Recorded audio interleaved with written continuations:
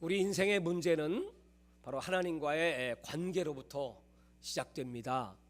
하나님을 떠났을 때 여지없이 그 인생은 파괴되고 멸망하는 것이 성경의 교훈이고 또 우리 삶에 실제로 일어나는 일들입니다. 하나님과의 관계가 회복되면 하나님은 약속대로 우리 성도들을 축복해 주시고 바른 길로 이끌어 주시고 복을 내려 주십니다. 그래서 이제 오늘 우리가 어떻게 하나님을 잘 섬겨야 할 터인데, 하나님께서 요구하시는 참된 신앙생활이 무엇인지 오늘 예레미야서를 통하여 우리 은혜를 받고 또 하나님의 사랑과 축복을 회복하는 시간 되시기를 주의 이름으로 축원합니다. 자, 하나님께서 이스라엘을 선택하셨습니다. 그 선택하신 이유는 그들이 착하고 선하고 또 하나님을 잘 섬겨서 그래서 선택하신 것이 아니고, 이유는 딱 하나입니다. 불쌍해서, 작아서, 연약해서. 다른 민족들은 크고 장대하지만 너무 작은 민족이기 때문에 하나님이 불쌍히 여기셔서 아브라함을 선택하셨고 또 이삭과 야곱을 선택하시고 이스라엘 민족을 선택해 주셨습니다. 그것은 곧 하나님의 사랑의 표현이고, 사랑해 주셔서 이스라엘이야말로 너무 그 은혜가 감사해서, 아니 400년 동안 살았던 저 애굽의 노예 생활을 그치고 광야에서 그 하나님의 사랑을 받으며, 그 광야는 그 자체가 하나님의 사랑이죠. 낮에는 구름 기둥이 오고 밤에는 불 기둥이 오고 또 새벽마다 만나가 내려오고 또 물이 없을 때 반석에 물이 터지고, 이 전부 하나님의 사랑입니다. 거기다가 가장 소중한 하나님의 말씀 율법을 주시고, 너희들이 이 말씀을 듣고 지켜 행하면 이와 같이 복을 받으리라. 들어와도 복을 받고 나가도 복을 받고 떡반죽 그릇이 복을 받고 우양이 복을 받고 너희들이 손으로 행하는 것마다 복을 받고 하나님이 하늘에 문을 여시고 너에게 쌓을 곳이 없도록 복을 쏟아부어 주리라. 하나님은 축복의 하나님이십니다. 아담을 만드시고도 이 땅을 지배하고 정복 다스리라고 축복하셨고, 노아에게도 하나님이 그 땅을 지배하고 정복하고 다스릴 권세와 축복을 내셨고, 또 아브라함도 하늘의 별처럼 땅의 모래알처럼 장대한 축복을 내리셨고, 하나님은 상상할 수 없는 복의 하나님, 우리처럼 사랑하시는 하나님이십니다. 그런데 이렇게 하나님의 축복을 받았다면 더 하나님을 사랑해야 될 이 이스라엘 백성들이 드디어 약속의 땅 가나안에 들어갔습니다. 가나안에 들어가니까 이제 농사도 짓고 집도 짓고 옛날처럼 그렇게 떠돌아다닐 필요도 없고, 또 그들은 삶에 부족함이 없었습니다. 너무너무 좋아요. 여러분, 우리가 하나님 섬기고 은혜 받고 복 받으면 하나님 더욱 잘 섬겨야 되겠죠? 그러나 이스라엘 백성들은 그렇지 않았습니다. 복을 받을수록, 호세아 4장 6절에는 번성할수록 하나님을 떠나고 우상을 숭배하였다, 이렇게 기록되어 있어요. 참 신기한 일이죠. 어떻게 잘 되는데 하나님을 떠날까요? 이스라엘 백성들은 편안함이 이제 하나님보다 더 다른 신, 더 재미있는 신, 더 자극적이고 더 우리의 마음을 기쁘게 해주고 우리를 편안하게 해주고 쾌락을 누릴 수 있는 그런 신을 찾기 시작했습니다. 가나안의 많은 신들, 그 우상들, 그러니까 하나님께서 그걸 바라보시면서 얼마나 화가 나시겠어요. 배반당했죠. 배반. 너희들이 나를 이렇게 배반할 수 있어? 400년 포로성에 건져주시고 홍해를 건너게 해주시고 그리고 여기까지 인도하신 그 하나님을 이렇게 무시하고 너희들이 죄를 지을 수가 있냐? 그래서 이 예레미야서는 시작됩니다. 하나님께서 몹시 분노하시고 화가 나셨어요. 그 이유를 두 가지로, 그 첫째는 생수의 근원 되신 하나님을 떠난 것과 예레미야 2장 13절에 말씀했습니다. 두 번째는 생수의 근원을 버린 것도 모질라서 다른 것을 찾기 위해서, 다른 물을 공급받기 위해서 자기 스스로 웅덩이를 팠는데 그 웅덩이는 터진 웅덩이, 아무리 물을 부어야 다 새나가고 말지. 그런 헛된 것을 그들이 구하였다. 헛되다고 하는 말은 헤벨이라고 하는 히브리어 단어인데 그 단어를 보니까 바람, 그런 뜻입니다. 바람같이 헛되게 날아가는 것. 그들은 우상이 바람이라는 걸 몰라요. 눈에 보이니까 그냥 있는 줄 알고 그것이 만족을 주는 줄 알고 그렇게 하나님의 사랑을 받았음에도 불구하고 우상을 따라갔습니다. 하나님께서 어떻게 하실까? 그들의 마음을 보셨어요. 거기에는 제사장도 있습니다. 선지자도 있습니다. 거기에는 높은 지회 사람도 있고 백성들도 있습니다. 근데 그 선지자들도 하나님 말씀을 잃어버리고 제사장들도 하나님 경외하고 두려움을 잃어버리고 왕도 백성도 하나님을 멀리하고 그들은 아예 하나님의 말씀을 마음에 두기를 싫어했어요. 그러니까 하나님이 싫어.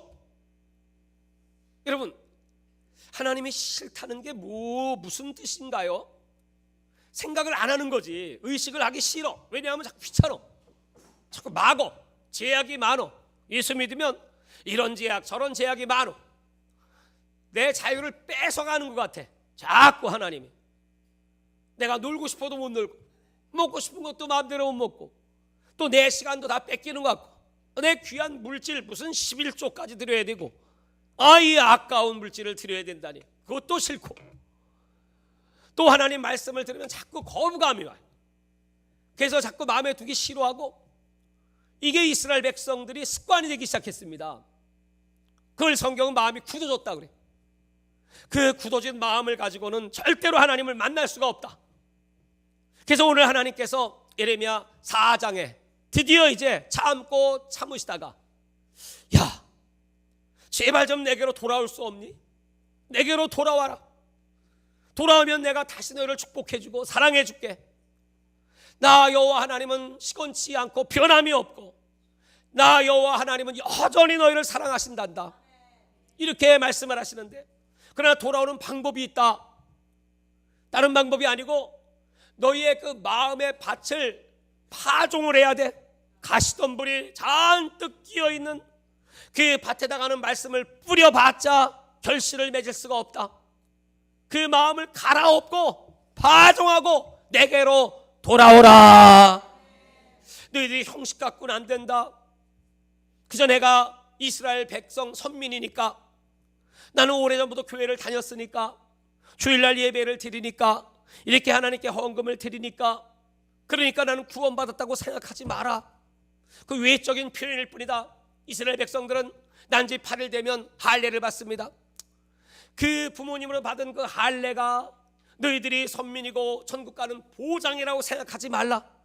내가 너에게 주는 할례는 너희의 마음의 할례이니 너희는 마음을 찢고 너희 마음속의 우상을 내버리고 내게로 돌아올지어다. 오늘 하나님이 이스라엘 백성들의 모습을 보니까 이 마음이 버려진 마음, 상실한 마음, 그걸 성경은 그렇게 표현했습니다. 이 땅은 버려둔 땅, 폐허된 땅. 이 땅은 농사를 지을 수 없는 땅이다.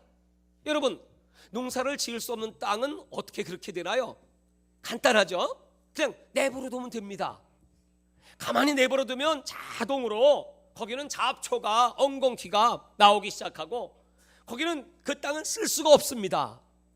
인간의 심령을 밭으로 얘기하셨고 우리 밭을 내버려 두면 내가 뭐 특별하게 나쁜 짓 하지 않아도 또 뭐 내가 아주 뭐 내 나름대로 열심히 살면 되는 거지 뭐 이게 생각하고 사람들은 신앙생활을 하지만 이미 그 밭은 엉겅퀴가 그 밭은 굳어져서 딱딱한 길가밭 돌짝밭이 되었습니다. 성경 마태복음 12장 43절에 보면 그렇게 예수님께서 사람의 몸속에서 귀신이 한 마리가 나갔습니다. 그 다음에는 이 마음을 잘 관리하고 다시는 귀신이 들어오지 막아야 할 텐데 내버려 두었습니다.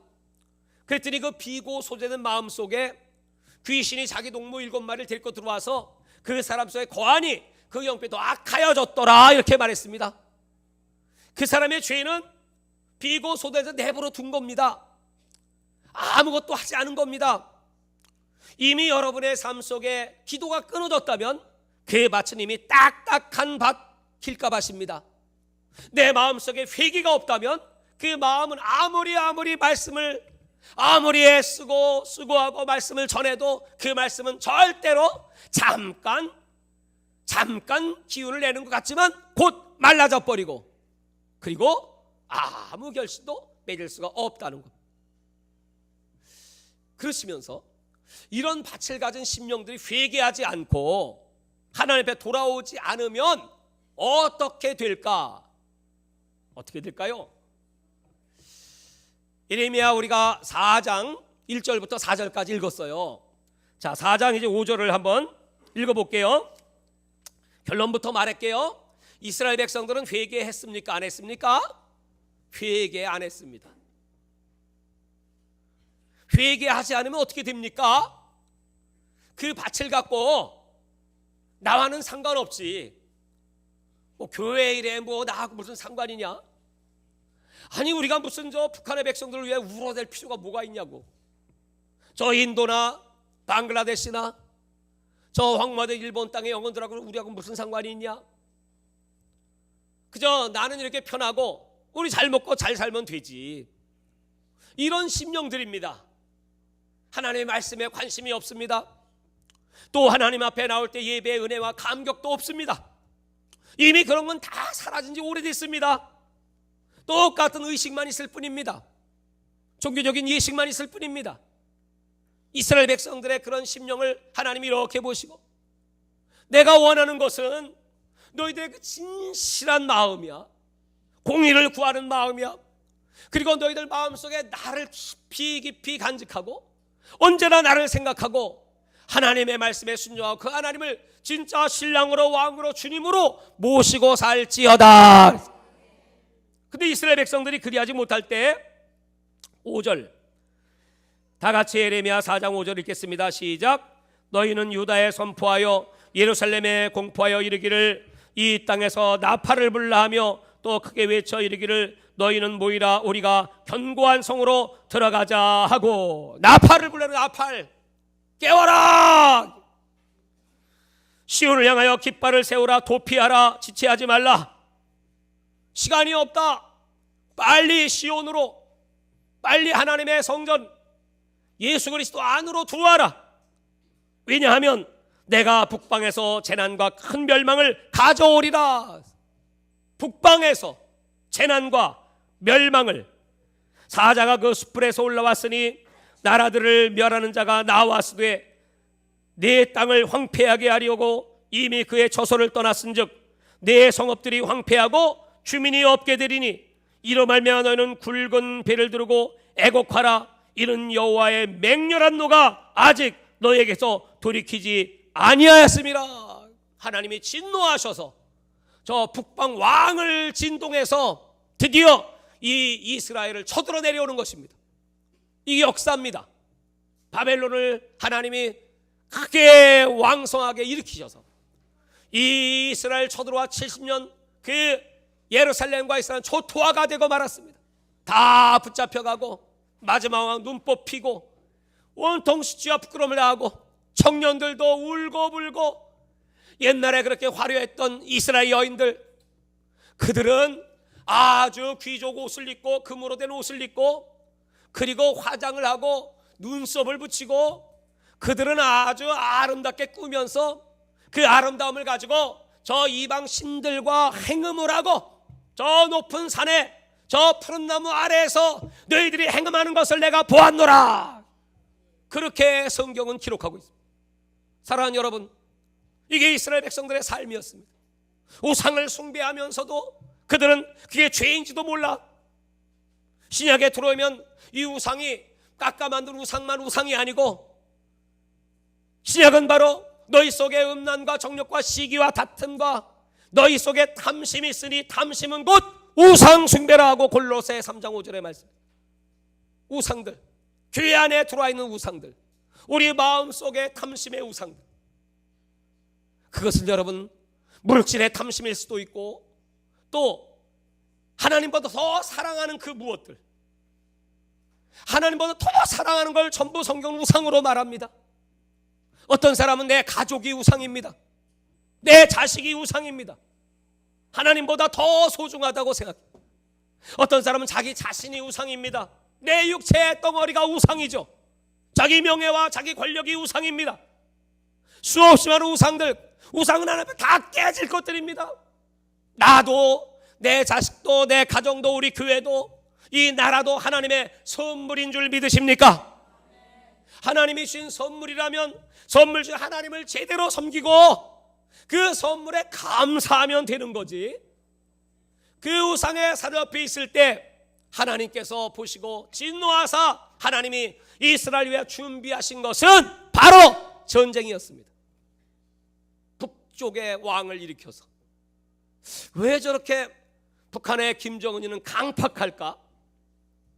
죽는지도 모르고 자기가 한 말이 얼마나 무서운 재앙을 불러오고 그 백성들이 얼마나 무서운 환난을 당하게 된다고 하는 사실. 아니, 잿더미가 될 수 있음에도 불구하고 그는 그렇게 무기를 만들고 핵도 부족해져 수소폭탄까지 만들었다고 발표를 하고, 핵무기 하나의 위력보다 수소폭탄 하나의 위력은 100배는 더 크다고 하니까 그거 몇 방이면 그저 이 한반도는 완전히 불바다가 되고 완전히 잿더미가 될 수도 있죠. 그렇게 강팍하게 되었을까 생각을 하고, 육신의 생각으로는 당연히 저 핵을 막으려면 사드를 배치해야 됩니다. 미국이 도와야 되고 중국도 압력을 넣어야 되고 러시아도 도와야 되고, 이제 경제 제재도 다 완전히 유엔에서 결의해가지고 이제 북한을 완전히 매장시키든 고립시키든 두 손 들고 나오게 만들어야 합니다. 이렇게 생각하지만 그것은 인간의 생각일 뿐입니다. 하나님의 생각은 다릅니다. 저들을 저렇게 강팍하게 만드신 그 배경에 뭐가 있을까요? 거기에는 악한 영들, 붉은 용, 짐승이 있겠죠. 사탄의 역사인 걸 하나님이 모르실까요? 아시죠? 그럼에도 불구하고 하나님이 지금 방관하시는 이유가 무엇입니까? 이스라엘을 하나님이 저 바벨론 또는 블레셋, 아수르 이 나라를 통해서 왜 자꾸 압력을 집어넣고 때리고 부시고 죽이고 살상하고 왜 그렇게 하나님이 하실까요? 그걸 왜 보시면서 가만히 계시냐고. 우리가 하나님의 백성인데, 하나님의 자녀인데. 제가 한 글을 읽었습니다. 어떤 아버지가 성실한 성청소부 노릇을 하면서도 열심히 외동아들을 키웠습니다. 그 아들이 공부도 잘하고 모범생이고 또 교회도 열심히 다니고 그 교회에서도 회장도 하고 그런 모범생입니다. 아들이 아버지에게 전도합니다. 아버지, 교회 나가시죠. 예수님을 믿으셔야 됩니다. 그랬더니 그 아버지가 이렇게 얘기하면, 얘야, 그건 등 따숩고 배부른 사람이나 하는 얘기지 무슨 교회를 나가냐. 나는 그저 너밖에 없어. 니나 잘 되면 돼. 내가 열심히 돈 벌어서 너를 도와주고 너 성공만 하면 내가 더 바랄 게 없다. 그랬더니 아들이 어느 날 저 짐을 신 큰 트럭이 갑자기 달려들더니 이 아들을 치워서 그 아들은 즉사하고 말았습니다. 그 아버지는 기절초풍을 할 노릇이죠. 내 아들이 죽다니. 하나님을 믿는다고 했는데 도대체 하나님이 어디 있어? 교회에 갔습니다. 소리 지르면서 그 목사님의 멱살을 붙잡고 예수 믿었는데 왜 죽습니까? 그리고 막 그 교회에서 막 난동을 부리기 시작합니다. 그러다가 너무너무 흥분해서 그만 기절을 해버리고 말았습니다. 목사님은 그 아버지를 불쌍히 여겨서 그 방으로 모시고 위에서 기도합니다. 하나님, 아버님이 하나님을 알지 못했습니다. 아들은 비록 이렇게 비명의 세상을 떠났음에도 불구하고 그 아들은 하나님 품에서 지금도 이 아비를 위해 기도할 텐데 불쌍히 여겨 주옵소서. 그러고 났는데 그 주일날 이 아비가 교회에 와서 딱 예배를 드리는 겁니다. 목사님은 너무너무 놀랐습니다. 아니, 그렇게 욕을 해야 되더니 어떻게 예배를 드릴까? 끝난 다음에 그분을 모시고 말씀을 나누기 시작했습니다. 그 아비는 이렇게 얘기합니다. 내가 가만히 생각해 보니까 우리 아들이 그렇게 좋아했던 예수, 나는 싫어했지만 그렇게 하나님을 사랑한다고 했는데 도대체 그 예수가 누군지, 아들이 믿던 예수를 나도 한번 믿어보고 싶어 오늘 여기 왔습니다. 그리고 그 아비는 계속 교회를 나오기 시작했습니다. 그러다가 시간이 지난 어느 날 그는 목사님께 이렇게 고백을 합니다. 목사님, 예수님이 이렇게 좋은 분인 줄 알았다면 내가 왜 진작 예수를 믿지 못했을까? 우리 아들과 함께, 우리 아들 세상 떠나기 전에 그 아들과 함께 교회를 내가 나왔다면 얼마나 좋았을까 하면서 눈물을 흘렸다고 합니다.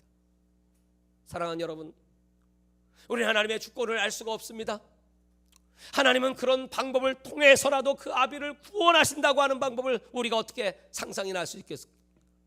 하나님은 이 땅에 아주 무서운 징계를 내리셔서 그 징계가 전쟁이라면, 여러분, 그래서 이 백성들을 깨우고 회개케 하고 이 딱딱한 돌멩이 같은 심령들을 깨뜨려서 안 깨지니까, 여러분, 그저 웬만한 밭은 땅이 좀 토양이 좋고 하면 호미로 갈아도 됩니다. 근데 좀 더 딱딱하면 그때는 삽을 쓰든지, 더 딱딱하면 꼭대기를 써야 되죠. 그래도 이게 이 땅이 잘 받치지 않으면 그때는 할 수 없이 트랙터를 갖다 갈아야 됩니다. 하나님께서 하시는 방법은 이와 같습니다. 처음에는 말씀으로, 얘야, 너 신앙생활 그렇게 하면 안 돼. 네 마음속에 예수님이 계시냐? 네 마음속에 예수님 네 주인이 맞냐? 너 그러면 그 예수 말씀을 순종하고 살아? 근데 그 예수 말씀 마음에 두기 싫어해. 하나님을 두기 싫어하니까 없어요. 그건 남의 얘기지 나하고는 상관없습니다. 하나님이 두 번째 이제 사건을 일으키십니다. 그 사건은 아픔일 수도 있고 가시일 수도 있어요. 그게 내 가족 중에 나를 찌르는 가시가 생길 수도 있고, 또 경제의 가시가 나를, 엉겅퀴가 나를 휘감을 수도 있고, 또 좀 더 심하면 질병으로, 더 무서운 것은 내 마음속에 막 괴로움을 막 주시는 거야. 평강이 없고 기쁨도 없고 감사도 없고, 그러다가 그래도 깨닫질 못해. 마음이 더 강팍해지고 하나님을 자꾸 원망하고 불평하고, 하나님이 있으면 이러실 수가 있나? 그 하나님의 사랑을 받아들이지 않는 그 이스라엘 백성들에게 하나님이 준비하신 마지막 카드가 전쟁이었어요. 북녘 땅에 북방 왕을 일으켜서 이 예루살렘은 폐허가 되고 말았습니다. 그게 이스라엘 역사입니다. 사랑하는 여러분, 우리가 살 수 있는 길이 뭔가요? 하나님은 이 말씀을 기록하실 때 우리를 죽이고 멸망시키려고 이 말씀을 기록한 것이 아니고, 우리를 사랑하시기 때문에 어떻게 해서든지 저와 여러분을 살려주려고 이 말씀을 기록하셨습니다. 계속 읽겠어요. 이 말씀은 어젯밤에 일본 집회를 마치고 돌아와서 너무너무 힘들어서 낮에 좀 쉬고 너무 뒷골이 아프고 막 괴로워요. 그래서 하나님 용서해 주세요. 그리고 저녁 식사하고 이제 교회에 나와서 막 부르짖고 기도하는데 하나님이 갑자기 이 말씀을 주시는 거야. 저는 예레미야서를 쭉 읽다가 이 4장을 보면서 아주 기절초풍할 그런 충격을 받았습니다. 아무리 얘기를 해도 땅이 굳었다면, 거기다 씨를 뿌린다면 아무 열매도 맺을 수가 없다.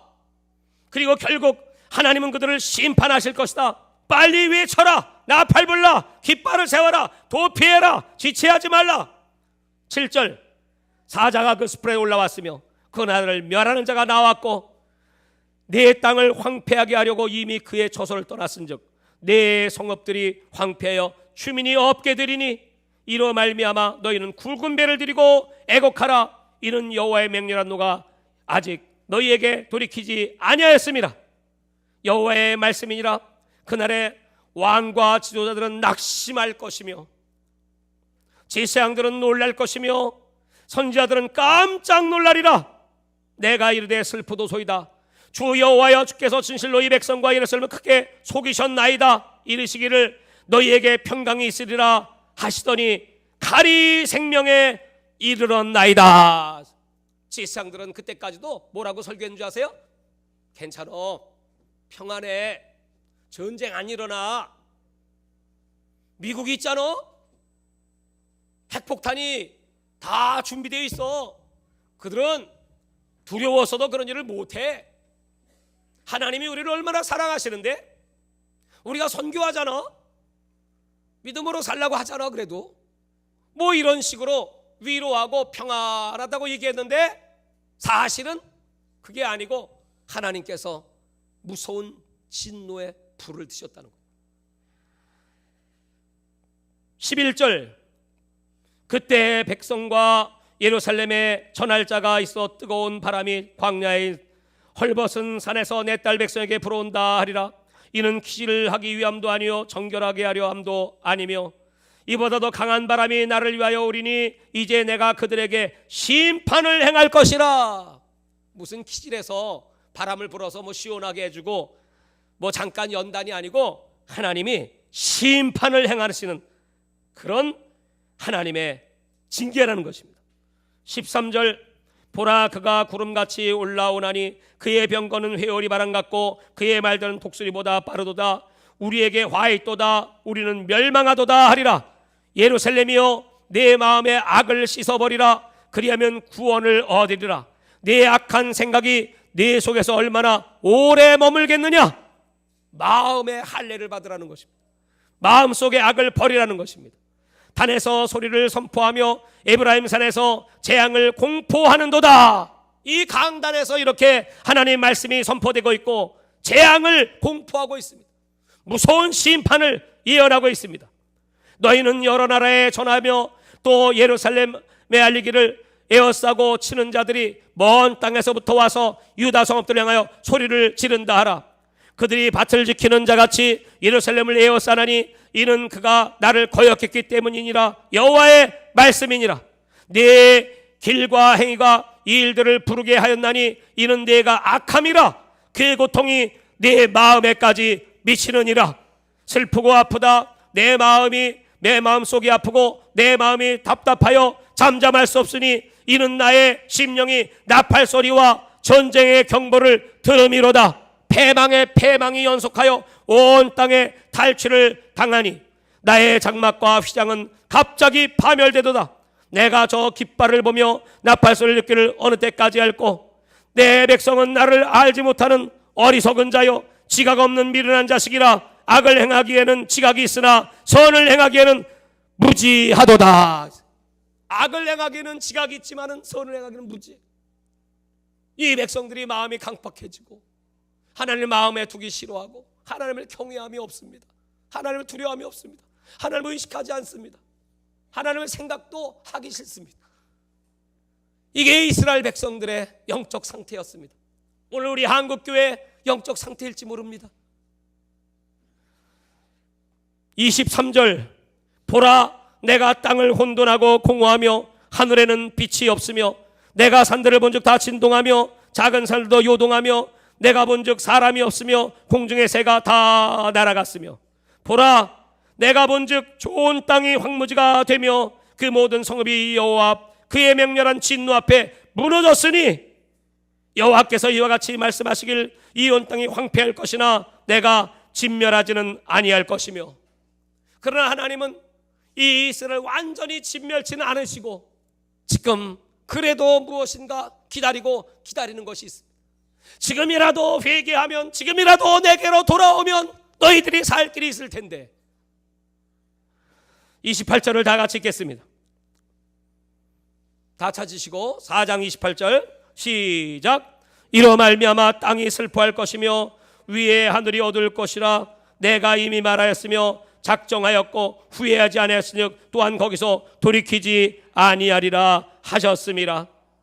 사랑하는 여러분, 이제 마지막 그 전쟁 기병의 활 쏘는 자의 함성, 모든 성읍이 도망을 하고 수풀에 들어가고 바다 위에 기울이며 각 성읍이 버림을 당하여 거기 사는 사람이 없나니 폐허가 되는 이스라엘의 모습을 이렇게 말씀해 주고 있습니다. 그 앞에 2장으로 나가서 우리 한번 같이 한번 2장을 한번 찾아보시기 바랍니다. 그 이유를 다시 한번 제가 이 본문의 말씀으로 여러분에게 전해드리고 싶습니다. 2장 12절입니다. 너 하늘아 이 일로 말미암아 놀랄지어다.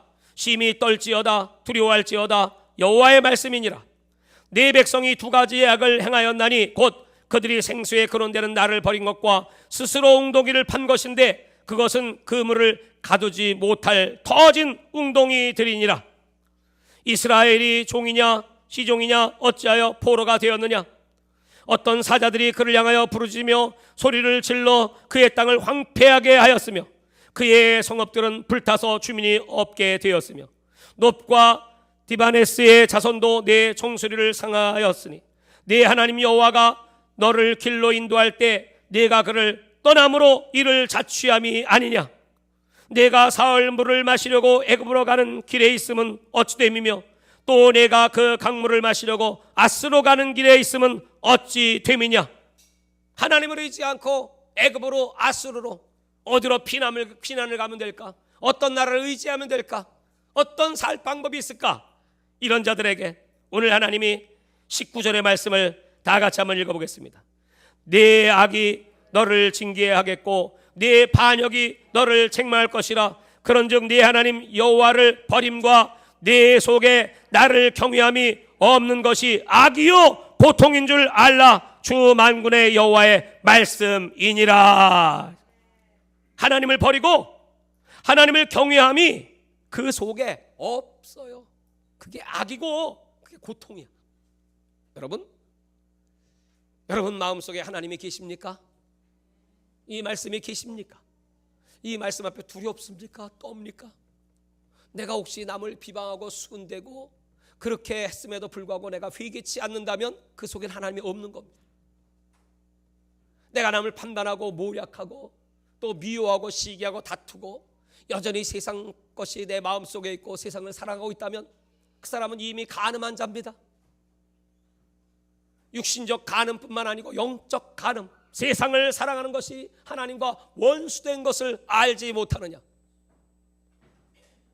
성경은 이와 같이 하나님이 우리를 너무나 잘 아시기 때문에 우리가 마음을 딴 데 뺏기는 걸 얼마나 싫어하시는지, 하나님 외에 다른 걸 사랑하는 우상들이 얼마나 하나님 앞에 무서운 심판의 대상인지 이렇게 말씀하십니다.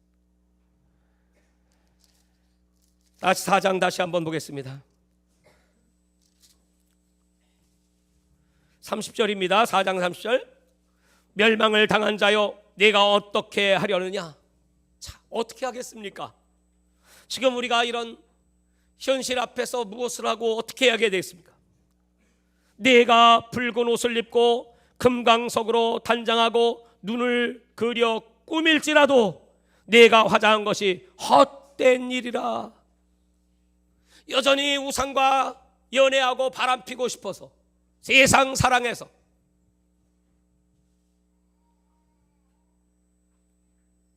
이렇게 화장하고 꾸미는 모든 것이 헛된 일. 연인들이 너를 멸시하여 내 생명을 찾느니라.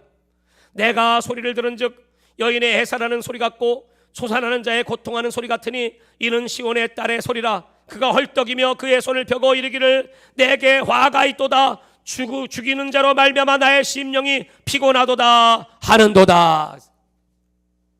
여러분, 이게 오늘날 우리의 현실. 하나님께서 이 세상 만물을 다 움직이셔서 우리에게 말씀하시고 우리를 깨우시고 어떤 사람이 목사님이 설교를 하면 잠만 자. 어떤 사람 눈은 뜨고 있지만 듣진 않아. 잠자고 있는 그 성도를 목사님이 불러서 물었습니다. 피곤하십니까?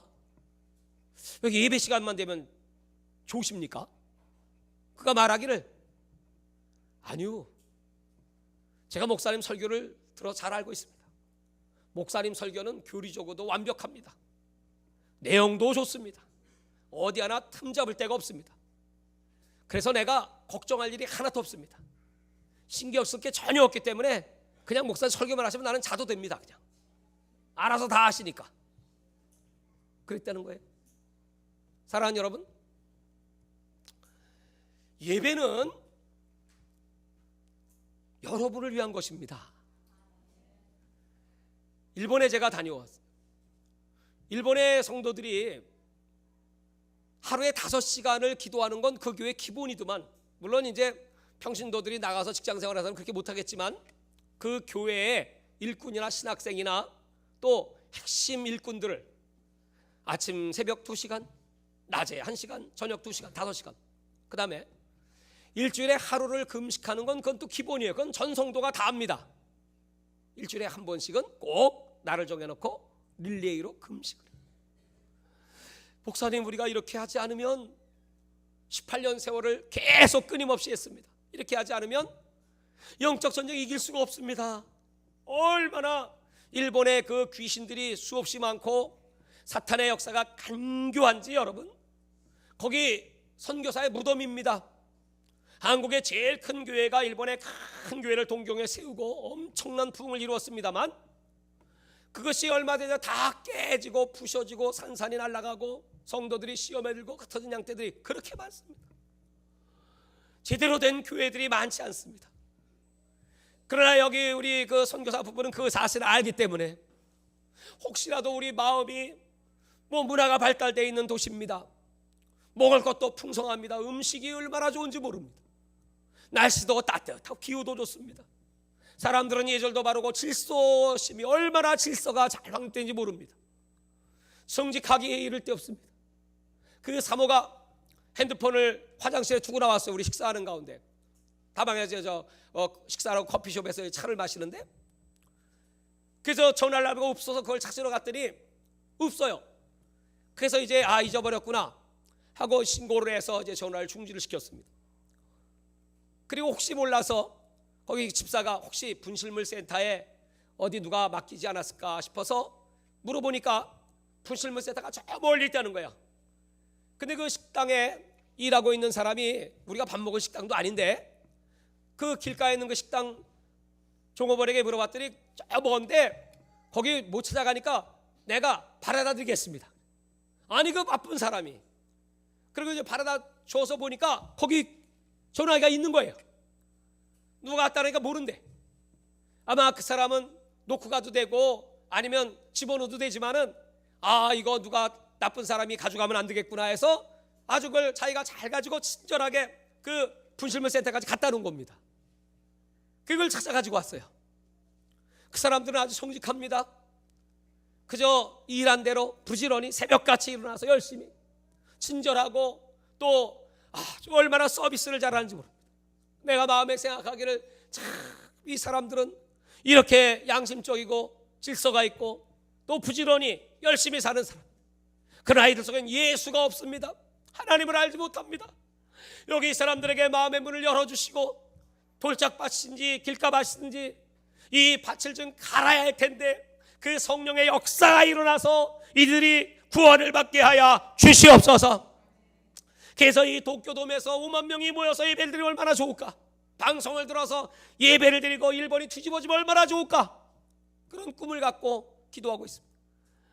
그러나 이제 그 교회를 통해서 하나님은 많은 사람을 보내주시고 돕는 자를 보내주시고 지금은 물질 있는 자들이 막 모여들기 시작하고 또 찬양하는 일꾼들이 모여들고 하나님이 준비를 다 하고 계세요. 내 여기 할 때마다 은혜를 받습니다. 하나님 감사합니다. 어떻게 이렇게 큰 역사가 일어날 수 있나. 거기 그 빌딩에 2개 층을 쓰는데 200평인데 그 평당 10,000원입니다. 임대료가. 그러니까 노숙자 하는 교회에서 여러분 한 달에 임대료만 2,000만 원씩 내고 있어. 아니 이 돈이 어디서 나나. 하나님이 다 준비해서 매달 부족함이 없게. 미군 부대에서 음식이 막 쏟아져 나옵니다. 근데 누가 부정을 저질러서 그 음식이 중단됐습니다. 이 중단됐으니 어떻게 먹이나. 그랬더니 하나님께서 또 다른 식품 회사를 또 진동하시고 가보니까 저 고기 회사에서 그냥 쓰라고 그냥 그 삼겹살이 고기를 그냥 트럭채 줘. 그러니까 그 미군 부대 안에 있는 교회에서 걱정하지 마세요. 우리가 쓰는 받아다가 드릴 테니까 다 준비하고 있습니다. 그렇게 하나님이 모든 걸 다 준비하셔서 그렇게 일하게 하시는 비결이 뭘까? 그랬더니 끊임없이 하나님의 은혜가 떨어지면 우린 죽는 겁니다. 그 은혜를 사모하고 날마다 금식하고 하나님께 기도하고 매달리고, 여러분 이제 그것이 생활이 돼버려요. 생활, 습관이야, 습관. 그게 이제 뭐 금식이 힘든 것도 없고 기도가 힘든 것도 없고 즐겁고 재밌고 그저 날마다 그냥 기쁜 일만 있고, 하나님이 준비된 사람들이 동서남북 각처에서 몰려들고, 여러분 큰 역사가 일어나고 있어요. 그걸 보면서 내가 아멘, 맞습니다. 그러면서 나에게 신 목사가 이렇게 얘기해요. 목사님, 한국에 전쟁이 터지면 우리는 다 한국으로 들어가야 합니다. 선교도 끝나는 겁니다. 하나님 왜 이 한국 땅을 아직까지 이렇게 지켜주고 계십니까? 오늘 성경의 마지막 소망, 이거 말씀드리고 기도하겠어요. 5장 1절로 넘어가 보죠. 5장 1절.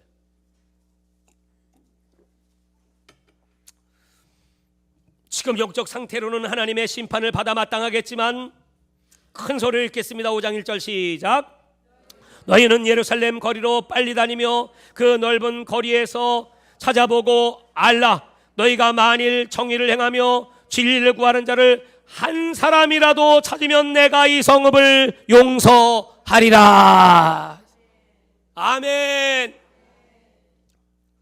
이 예루살렘 성읍에 진리를 행하고 공의를 행하는 한 사람만 있으면 내가 전쟁을 막아줄게. 사랑하는 여러분, 이 말씀이 우리의 소망이에요. 하나님은 지금 딴 거 보시는 거 아니고요, 이 땅의 의인의 숫자를 보시는 거예요. 숫자. 10명의 의인이 없었던 소돔과 고모라, 불이 쏟아졌습니다. 오늘 단 한 명만 있어도 하나님의 마음을 감동할 자, 사무엘 한 사람만 있어도 40년 블레셋 공격을 막으신 하나님이신데 한 명은 없겠냐? 여러분, 우리가 살 길은 딱 하나입니다.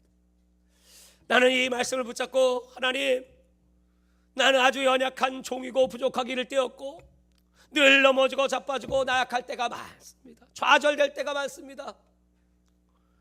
그럼에도 불구하고 오늘 내가 또 회개하고 내가 하나님의 말씀을 부여잡고, 오늘 이 에레미야가 눈물을 흘리면서 하나님 앞에 대성통곡을 하며 이 민족을 살려달라고 기도하는 것처럼, 나 한 사람만이라도, 우리 주 예수님교회 집사님 한 사람, 장로님 한 사람, 권사님 한 사람만이라도 이런 사람이 있다면 내가 이 성을 사하여 주리라. 오늘 여러분, 그 한 사람이 바로 여러분이 되시길 바랍니다. 내가 그 한 사람이 되리라. 만약에 남들 덕분에, 그 신목사가 그래요, 이렇게 마지막 늦은 빛 추수를 하나님 주신다고 해서 지금은 하나님이, 전에는 내가 하려고 몸부림을 쳤지만 이제 하나님이 다 하십니다. 그러나 전쟁이 터지면 우린 다 한국에 들어가서 싸울 겁니다. 이렇게 얘기를 해요. 그러면서 하나님을 위협하는 기도지요. 하나님, 이방 영혼들을 사랑하시면, 이들을 구원하기를 원하시면 우리의 믿음을 보시고 우리 조국 대한민국을 지켜 보호하여 주시옵소서. 다음 주에 갈 방글라데시에도 거기에 그 수고와 애통이 있어 9개의 교회를 세우고 2만 명의 무슬림들에게 세례를 주고 학교를 세워서 죽을 힘을 다하여 충성하고 있는 그 선교사님, 지금 추방돼 한국에 나와 있지만 그 사모가 그렇게 애쓰고 수고하는 그 장소에 가는데, 저 무슬림의 많은 영혼들을 구원하기를 원하시면 한국에서 어떤 기업에서 매달 2,500만 원의 그 헌금을 보내줘서 학교가 운행되고 있습니다. 한국이 전쟁이 터져서 그런 일을 못하면 학교도 문을 닫아야 되고 선교는 끝납니다. 하나님 마지막 약속, 이 전국복음이 땅까지 전파되면 그제야 끝이 온다고 말씀했는데, 그때까지는 우리 조국 대한민국을 안전하게 보호하여 주시옵소서. 영원히는 아닐 겁니다. 언젠가는 무서운 심판이, 언젠가는 핵이 터질지 무슨 일이 터질지 우리는 알 수가 없습니다. 그러나 하나님, 단 한 명이라도 이런 자가 있다면 사실상 이 약속이 잘 오늘 꽉 붙잡사오니, 하나님 제발 이번에도 잠잠히 다 끝나고, 이제는 저 북녘 땅의 백성들이 벌써 70년입니다. 더 이상 고통받고 수다고 부끄럼당하지 말고 죽지 말고 살아서 우리가 전하니 복음을 듣고 믿어 구원받게 하여 주시옵소서. 남북이 하나 되어서 세계를 보고하는 일에 쓰임받게 하여 주시옵소서. 이런 소망을 갖고 하나님께 부르짖는 겁니다. 오늘 여러분, 만약 오늘 이 말씀을 듣고도 아마 감동도 없어요. 지금도 회개할 마음도 안 생겨요. 그저 지난주하고 똑같고 지난주하고 똑같아요. 지금은 주연대 문 밖에 나가면 바로 나옵니다. 일주일 내내 변화가 없습니다. 뭐 예배에 참석하는 거 뭐 나하고 별로 상관도 없습니다. 특별히 사정이 있었지 뭘 못 나오는 거 그거 누가 모르겠습니까? 그래서 집에서라도 예배 드리시라니까. 저녁이면 이 준비해서 여러분에게 나눠드린 이 말씀을 붙잡고라도 이걸 읽고라도 가족 중에 아무도 안 믿으면 나 혼자라도 예배 드리라니까요. 자녀들 앞에 놓고 예배 드리고 이 말씀 붙잡고 기도하고. 여러분, 그게 뭐가 어렵습니까? 근데 왜 안 해요? 마음이 없어. 하나님을 사랑하는 마음이 없어. 경외하는 마음이 없어. 두려움도 없어. 딱딱하니까. 경고도 이건 뭐 다하고 상관도 없어. 그리고 이렇게 생각할 거예요. 기도하는 사람들이 나죠. 그 목사님이 할 일이지. 나하고 무슨 상관입니까, 여러분? 이렇게 생각을 한다면 그 사람이 어떻게 되겠습니까? 아마 무서운 심판이.